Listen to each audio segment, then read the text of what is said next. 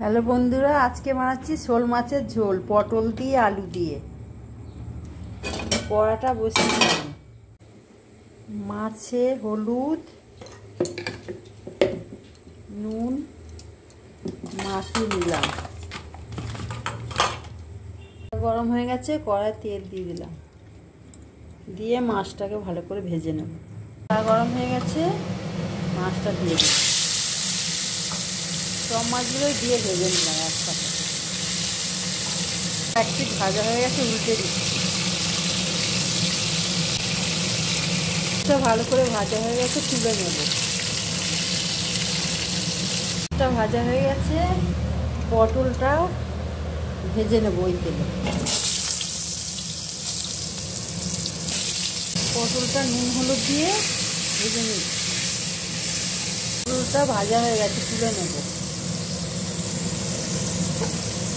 তেজপাতাটা ভেজে নেব।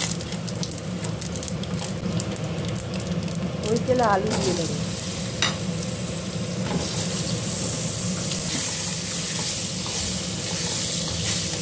হলুদ দিয়ে দেবো,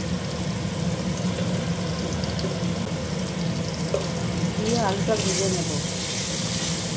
ভাজা হয়ে গেছে, দিয়ে দেবো টমেটো। আলু টমেটোটা ভাজা হয়ে গেছে, কষানো হয়ে গেছে। এবার দিয়ে দেবো জিরে ধনে কাঁচা লঙ্কা বাটাটা, দিয়ে নাড়িয়ে দেবো। পটলটা দিয়ে ভালো করে কষিয়ে নেব। পটলটাও ভালো করে কষানো হয়ে গেছে, তেল ছেড়ে দিয়েছে। এবার জল দিয়ে দেবো, ঢাকা দিয়ে সিদ্ধ হতে দেবো।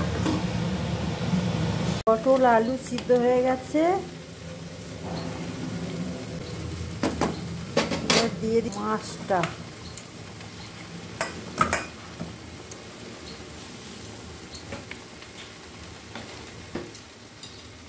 দিয়ে দিলাম ধনে পাতা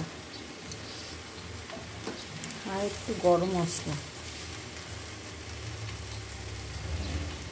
আমার রান্নাটা যদি আপনাদের ভালো লাগে, আমার পেজটাকে ফলো করে নেবে, সাবস্ক্রাইবার করে নেবে, পাশে থাকবেন।